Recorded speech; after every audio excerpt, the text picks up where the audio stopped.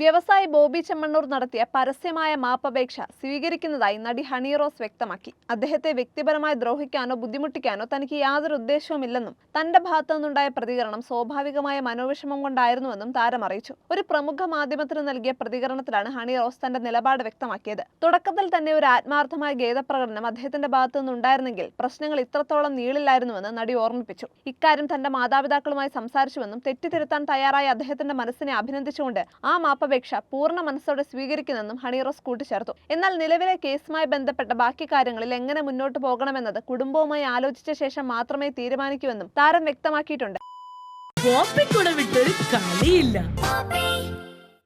ഒരു ജ്വല്ലറി ഉദ്ഘാടന ചടങ്ങിനിടെ ഹണി റോസിനെതിരെ ഉണ്ടായ മോശം പരാമർശങ്ങളാണ് വിവാദങ്ങൾക്ക് കാരണമായത്. സ്ത്രീത്വത്തെ അപമാനിക്കുന്ന തരത്തിലുള്ള പ്രതികരണത്തിനെതിരെ നടി ശക്തമായ നിയമ പോരാട്ടത്തിനിറങ്ങുകയും എറണാകുളം സെൻട്രൽ പോലീസിൽ പരാതി നൽകുകയും ചെയ്തിരുന്നു. ഇതിന്റെ അടിസ്ഥാനത്തിൽ ബോബി ചെമ്മണ്ണൂരിനെ പോലീസ് കസ്റ്റഡിയിലെടുത്തു. തുടർന്ന് തന്റെ വാക്കുകൾ നടിക്കും കുടുംബത്തിനും വലിയ രീതിയിൽ മാനസിക പ്രയാസമുണ്ടാക്കിയെന്ന് ബോധ്യപ്പെട്ടതായി വ്യക്തമാക്കിക്കൊണ്ട് ബോബി ചെമ്മണ്ണൂർ സോഷ്യൽ മീഡിയയിലൂടെ പരസ്യമായി ക്ഷമ ചോദിക്കുകയായിരുന്നു. പ്രസ്താവനയുടെ പൂർണ്ണ ഉത്തരവാദിത്തം ഏറ്റെടുക്കുന്നുവെന്നും തനിക്കെതിരെയുള്ള നിയമ നടപടികൾ പിൻവലിക്കാൻ താരം കനിയണമെന്നും അദ്ദേഹം അഭ്യർത്ഥിച്ചു. ഇതിന് പിന്നാലെയാണ് ഇപ്പോൾ അനുകൂല നിലപാടുമായി ഹണി റോസ് രംഗത്തെത്തിയിരിക്കുന്നത്.